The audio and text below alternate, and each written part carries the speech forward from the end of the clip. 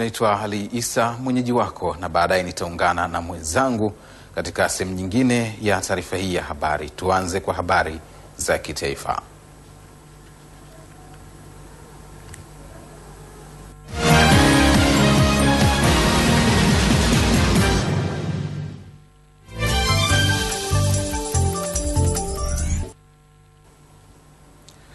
Tuanzie jijini Dar es Salaam ambako Rais wa Jamhuri ya Muungano wa Tanzania na Rais wa Uturuki Recep Tayyip Erdogan wameshuhudia utiaji saini wa mikataba 7 katika sekta ya elimu, afya, ulinzi na utalii.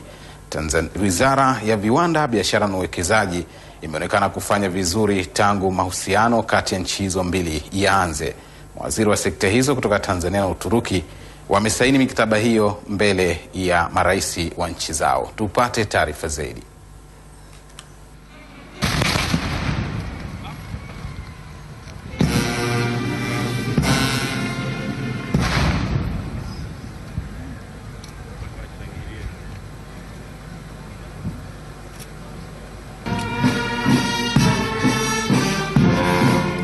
Ni Rais wa Uturuki Recep Erdogan akikagua gwaride maalum mara baada ya kuwasili katika viwanja vya Ikulu jijini Dar es Salaam. Katika mazungumzo yao, marais hao wawili wamejikita zaidi kwenye masuala ya uwekezaji, hasa kwenye sekta za kilimo, ujenzi, elimu, viwanda na biashara, ambapo matarajio ya ziara ya Rais Erdogan ni kuongeza nguvu zaidi kwenye biashara. Biashara katika mwaka 2011 kati ya Tanzania na Uturuki ilikuwa ina thamani ya dola za Kimarekani milioni 66. Kwa mwaka jana biashara hiyo imepanda na kuja kufikia dola za Kimarekani milioni 190. Na makampuni ambayo yamewekeza katika miradi hapa Tanzania, tuna miradi 30 ambayo ina thamani ya dola za Kimarekani milioni 305.08 na ambayo imetengeneza ajira ya Watanzania 2950. Kwa upande wake, Rais Erdogan amesema wanaona fursa kubwa ya ushirikiano hasa kwenye reli, uchumi, ujenzi na utalii, ambapo ameweka bayana kuwa Tanzania ndiyo mahali sahihi. Uchumi wetu Uturuki ni mkubwa na tunataka kushirikiana na Tanzania kwa sababu kuna amani na sera nzuri za maendeleo. Mara baada ya kusaini mikataba hiyo, tukataka kujua kutoka kwa baadhi ya mawaziri kile walichokubaliana kwenye mikataba hiyo. Kuwachukua wataalamu wetu hapa, kuwapeleka kule kujifunza, watajifunza ni namna gani wenzetu wamejiandaa na namna gani wameendeleza maeneo yao na vivutio vyao, na namna gani wameweza kuwa na watalii zaidi ya milioni 10 kila mwaka. Hapa kwetu Tanzania watalii wanaokuja ni milioni 1 tu, na kwa uhakika sisi tuna vivutio vingi na vizuri zaidi. Wao wamefikia level wanatengeneza hata spare za ndege, wako juu sana. Lakini tumekubaliana na watu wa Uturuki kupitia viwanda vidogo watakuja kushirikiana na sisi kulima mpira hapa Tanga. Tunalima mpira Mweza, tunalima mpira Morogoro, tunalima mpira Zanzibar. Wanakuja na watatufundisha kupitia viwanda vidogo vya hapa namna kutengeneza huo mpira. Inapeleka Watanzania wengi nje ya nchi kutokana na kutokuwepo na uwezo katika baadhi ya maeneo ya tiba. Kwa hiyo kupitia mkataba huu tutaweza kuboresha wataalamu wetu ambao wanatoa hizi huduma, ili mwisho wa siku tuweze kupunguza idadi ya Watanzania wanaokwenda nje ya nchi kutibiwa. Lakini maana yake pia tukipunguza idadi ya Watanzania wanaoenda nje ya nchi, tutakuwa pia tumeokoa gharama kwa serikali. Kati ya makubaliano yaliyosainiwa ni pamoja na ushirikiano wa shirika la ndege la Tanzania ATCL na Uturuki, shirika la utangazaji Tanzania TBC na Uturuki, maendeleo ya viwanda vidogo SIDO, viwanda vya ulinzi na chuo cha diplomasia kati ya Tanzania na Uturuki. Mkutano wa wafanyabiashara wa Uturuki na Tanzania unaendelea jijini Dar es Salaam. Kutoka katika Ikulu ya Magogoni jijini Dar es Salaam, mimi ni Agatha Kisimba wa Star TV. Shukrani Agatha Kisimba kwa taarifa hiyo. Na sasa tuangazie matokeo ya chaguzi mbalimbali zilizofanyika jana. Mbunge mteule wa jimbo la Dimani Zanzibar kupitia CCM Juma Ali Juma amesema kipaumbele chake ni kuwatumikia wananchi wa jimbo hilo bila ya kujali itikadi za kisiasa. Mheshimiwa Juma ametoa kauli hiyo mara baada ya kutangazwa mshindi wa nafasi hiyo kwa kupata kura 4860 dhidi ya kura 1234 za mgombea wa CUF Abdurazak Khatibu Ramadhani. Taarifa kamili na Abdullah Pandu. Msimamizi na afisa uchaguzi wilaya Magharibi Fatma Gharib Juma mtangaza Juma Ali Juma kuwa mshindi wa uchaguzi huo kwa mujibu wa sheria za tume ya uchaguzi. Mamlaka niliyopewa kwa mujibu wa sheria ya tume ya taifa ya uchaguzi kifungu namba 81, namtangaza bwana Juma Ali Juma CCM ambaye amepata kura 4860 ndiyo mshindi na ndiye mbunge wa jimbo la Dimani. Hapo ndipo mshindi wa kiti hicho cha ubunge katika jimbo la Dimani amepata fursa ya kuzungumza na wanahabari, ambapo amesema kuwa atatekeleza yote aliyoyaahidi wakati wa kampeni, huku akiwataka wananchi wa jimbo la Dimani kumpa ushirikiano ili aweze kutatua changamoto zilizopo wakati akitekeleza ilani ya Chama cha Mapinduzi katika dira yake ya 2020 kwa mafanikio makubwa. Tegemee kama nilikuwa nikiahidi katika mikutano yangu ya kampeni,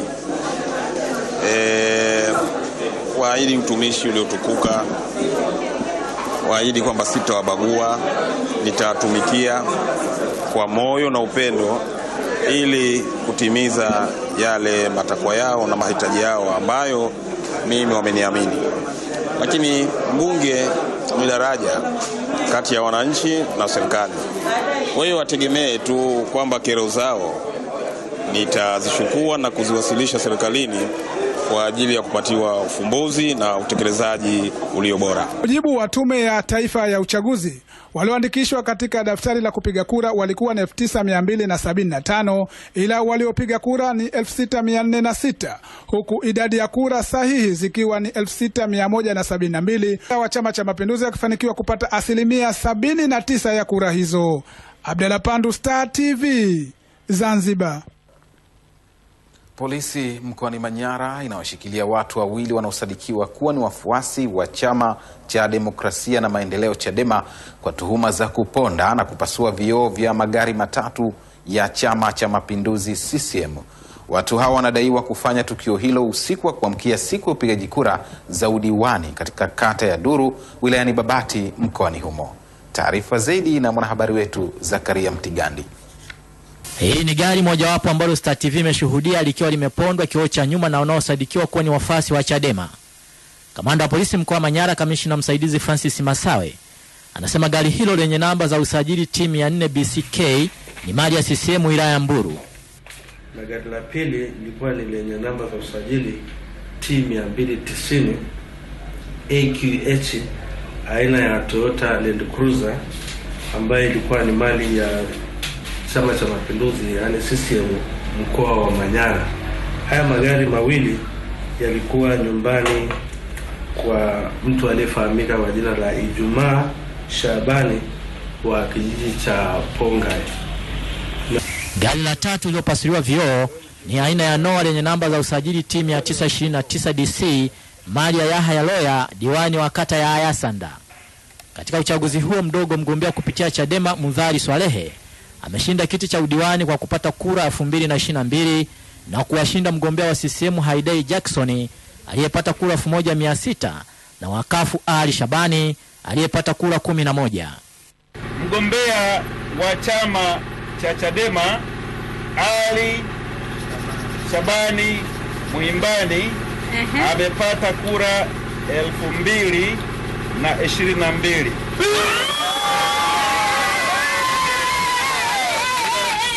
Tangaza kama mshindi na diwani halali wa kata ya Duru kuanzia leo. Diwani aliyeshinda kiti hicho Mudhari Swalehe anaahidi kuwatumikia wananchi, huku wanachama wa Chadema wakiwa na matumaini na kiongozi huyo. Ninawaahidi kwamba yale yote niliyoahidi kwenye kampeni zangu ninakwenda kuyatekeleza kwa kushirikiana na serikali. Mfano, tuna matatizo ya maji, tuna matatizo ya majengo ya madarasa, tuna matatizo ya walimu, barabara na kadhalika. Kwa hiyo matokeo ya leo yamethibitisha uhalali wa mgombea wetu, yamethibitishwa kupendwa kwake na wananchi wake wa kata ya Dulu, na ndio thamani halisi ambayo tunaenda kuionyesha kwa wananchi wa kata ya Dulu kwa utumishi uliotukuka kwa diwani wetu.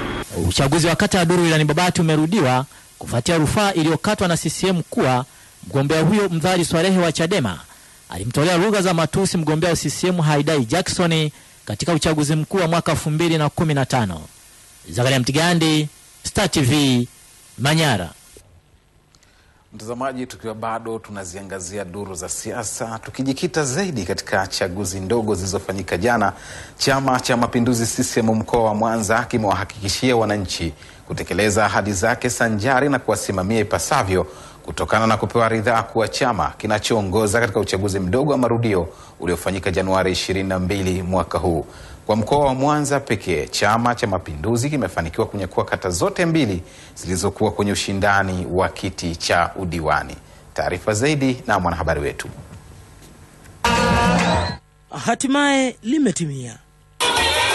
Ni jambo lililokuwa likitazamwa na kila jicho la Mtanzania. Wengi walitamani kuona hatima yake. Matokeo ya uchaguzi mdogo sasa yamesikika, kwa wengine ikiwa ni sherehe na kwa baadhi yakibaki kuwa shubiri. Chama cha Mapinduzi CCM mkoani Mwanza kinajinasibu katika matokeo hayo. Wilaya ya Kwimba katika kata ya Maria, CCM tumeshinda kwa kura 1730 sawa na 53.33. CUF walipata kura 73, Chadema wakapata kura 604. Lakini kule wilaya ya Sengerema kata ya Kahumulo, CCM ilipata kura 1395 sawa na 69.3, na Chadema kura 581, na CUF wakaambulia kura 35. Hayo ndio matokeo kwa mujibu wa taarifa za matangazo kutoka Tume ya Uchaguzi. Wananchi kuendelea kukiamini chama hiki sio haba. Chama cha Mapinduzi mkoa wa Mwanza tunaahidi kuendelea kuyasimamia yote yaliyoahidiwa katika ilani yetu ya CCM ya 2015, kuanzia ngazi ya mashina, matawi, kata, wilaya, mkoa, ili wananchi waendelee kukiona Chama cha Mapinduzi ni chombo chao pekee nchini ndicho chenye uwezo wa kukidhi matarajio yao katika kuwaletea maendeleo na kulinda amani ya nchi yetu. Mpaka sasa ripoti zinaonyesha Chama cha Mapinduzi CCM kimeongoza kwa kushinda ubunge na viti vingi vya udiwani katika kata mbalimbali zilizofanya uchaguzi mdogo. Na mturejie tena visiwani Zanzibar, ambako rais wa Zanzibar na mwenyekiti wa Baraza la Mapinduzi Dr. Ali Mohamed Shein amewataka wahadhiri wa Chuo Kikuu cha Taifa SUZA kuweka mikakati ya kuiendeleza lugha ya Kiswahili ambayo kwa sasa inaonekana kukua, akisisitiza kuilinda lugha hiyo kuto kuharibiwa na misamiati mipya. Abdullah Pandu anaripoti.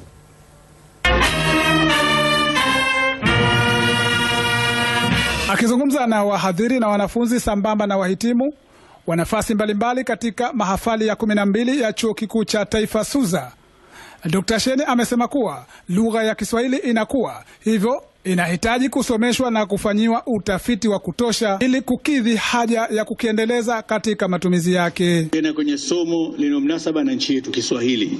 Maana ukizungumzia Kiswahili duniani unazungumzia Zanzibar. Maana ya Kiswahili imeanzia Zanzibar na Kiswahili kimeanzia hapa. Kwa upande wake, mhadhiri wa Chuo Kikuu cha Taifa SUZA Dr. Isa Zidi ametumia fursa hiyo kuelezea wasifu wa utafiti wa lugha ya Kiswahili kutoka misamiati ya lugha ya Kiarabu uliofanywa na mtafiti aliyemaliza nafasi ya PhD, ikiwa ni mwanafunzi wa kwanza Dr. Hussein. Kwenye utafiti huu ni kwamba katika utaratibu mzima wa kukopa maneno ni kwa ajili ya kuongeza uelewa zaidi, lakini pia na katika kazi ya uundaji wa maneno yenye umuhimu mkubwa na baadhi ya istilahi. Bila shaka hili ni jambo zito, hasa pale maneno na istilahi hizo katika kupatiwa maana. Hapa panahitaji uhakika wa maana inayotakiwa na uhalisia wake. Kwa upande wao, wahadhiri wa chuo hicho Profesa Mshimba na muhitimu wa nafasi ya udaktari Dr. Hussein wanaelezea umuhimu wa kuzungumza Kiswahili cha kilichosanifiwa ambacho wamekieleza kuwa huharibu ladha na haiba ya lugha yenyewe, huku vyombo vya habari vikitakiwa kuwa makini katika matumizi ya Kiswahili fasaha. Tuendeleze hata hii lugha yetu, ndiko inakokwenda, na iwe fasaha, kwa sababu tunasukuma tu mara hizi siku hizi wanaita unyesi broken sijui nini. Ukichanganya na Kiingereza unafikiri ya kuwa ndio imefanyika vizuri, lakini Kiswahili ni lugha ambayo inaweza kujitegemea wenyewe. Ni hata yale maingiliano yao yamekuwa makubwa zaidi na mapokeo upana zaidi. Sasa je, maneno yale tunapoyachukua sisi Waswahili pengine tukayapeleke tukayapa dhana nyingine, na kule kwenye Kiarabu yana dhana nyingine, je, dhana zile ni mnasibu? Aya, Tanzania tuache Uswanglish, tujivunie lugha yetu. Bunge la Jumuiya ya Afrika Mashariki limeridhia kujadiliwa kwa mswada binafsi uliowasilishwa na mbunge wake Susan Nakawuki, akiliomba bunge lijadili na kupitisha sheria ya uanzishwaji wa kamisheni ya vijana katika Jumuiya ya Afrika Mashariki. Baada ya hoja hiyo kujadiliwa na kukubalika bungeni hapo, hatua itakayofuata sasa ni mswada huo kuwasilishwa katika bunge lijalo la mwezi Machi mwaka huu mjini Kigali, Rwanda, ili uweze kujadiliwa na kupitishwa na bunge hilo na hatimaye kupelekwa katika ngazi zingine kabla ya kuwa sheria. Mwandishi wetu Ramadhani Mvungi kutoka Kampala, Uganda, ana taarifa ifuatayo. Akiwasilisha muswada bungeni hapo, mbunge wa bunge la Jumuiya ya Afrika Mashariki kutoka nchini Uganda, Susan Nakawuki, ameeleza bunge hilo kwamba sasa takriban 60% ya watu katika kila nchi wanachama ni vijana, na kwamba uwepo wa kamisheni hiyo utasaidia kutatua changamoto mbalimbali ikiwemo ajira, pamoja na kuunganisha vijana kutoka katika kanda nzima ya nchi 6 wanachama. Mbunge Susan Nakawuki ameongeza kwamba awali vijana walikuwa wakijitolea katika shughuli mbalimbali za jumuiya, lakini uwepo wa chombo hicho utasaidia kuwekwa kwa taratibu maalum za kuwashirikisha vijana katika ngazi zote ndani ya EAC. And what we are working on right now is for the youth to feel that they are involved in. Tunachokifanyia kazi kwa sasa ni vijana kuona wanahusika katika umoja huu wa Afrika Mashariki, na muswada huu wa vijana wa Jumuiya ya Afrika Mashariki una lengo la kuweka pamoja sera, sheria, programu na pia kuhakikisha mambo yote haya yanakwenda pamoja. Muswada pia utaangalia kuwapa uwezo vijana kuboresha vipaji vyao, ubunifu na maarifa. To empower the youth to develop their potential, creativity and skills. I support on everything. Wabunge wengine wa EAC waliochangia muswada huo, Straton Ndikutayo, Mike Sibalu na Mariam Usi, wanasema uwepo wa chombo hicho pia utaongezea vijana kufahamu faida za umoja wa Jumuiya ya Afrika Mashariki. So, from that angle, kwa upande huu natoa mwito kwa baraza la mawaziri kupeleka kwa haraka mchakato wa uanzishwaji wa mabaraza ya vijana katika nchi wanachama, kwa sababu sasa tuna mabaraza ya vijana Rwanda, Uganda na Kenya, na sasa tunazisubiri nchi zingine wanachama. We are still waiting for other partner states. The young people should be able to see themselves as part and parcel. Vijana wanapaswa kujionea wenyewe kwamba ni sehemu ya mchakato wa mtangamano. Walemavu waone mwelekeo huu, wanawake, wafanyakazi na makundi mengine wanufaika, kwa sababu hatuingii katika utangamano kama kanda ama kama nchi, bali ni utangamano wa watu. We are not integrating countries, but we are integrating people. Nipe hongera nchi yangu ya Tanzania. Inawashirikisha sana vijana, na ili kuonesha kwamba inawashirikisha vijana, ukiangalia katika level ya decision making, vijana wamepewa kipaumbele cha kuwa viongozi. Ukiangalia katika bunge letu la Jamhuri ya Muungano wa Tanzania, 1% kubwa ya wabunge katika bunge hilo ni vijana. Na pia kule Zanzibar ukiangalia hata wamepewa wengine vijana nafasi mpaka za mawaziri na manaibu waziri. Kwa serikali yetu ya Tanzania imeithamini mchango wa vijana, na kusema ukweli inawashirikisha vijana sana. And so the more wakati muswada kuhusu uanzishwaji wa kamisheni ya vijana katika Jumuiya ya Afrika Mashariki ukiwa umeridhiwa kuwasilishwa katika bunge hilo, taarifa zinaeleza kwamba awali kilichokuwa kikikwamisha jambo hilo ni kutokuwepo kwa mabaraza ya vijana katika baadhi ya nchi wanachama. Kutoka hapa katika jiji la Kampala nchini Uganda, mimi ni Ramadhani Mvungi wa Star TV. Shukran Ramadhani Mvungi kwa taarifa hiyo. Tanzania inatarajia kuzifanya taka zinazokusanywa katika maeneo mbalimbali kuwa malighafi zenye kuleta faida kwa wananchi. Waziri wa ofisi ya makamu wa rais, muungano na mazingira, January Makamba, amesema ni wakati sahihi wa kusindika taka hizo sasa na kuzirudisha katika matumizi. Taarifa na Nurdin Kabwanga.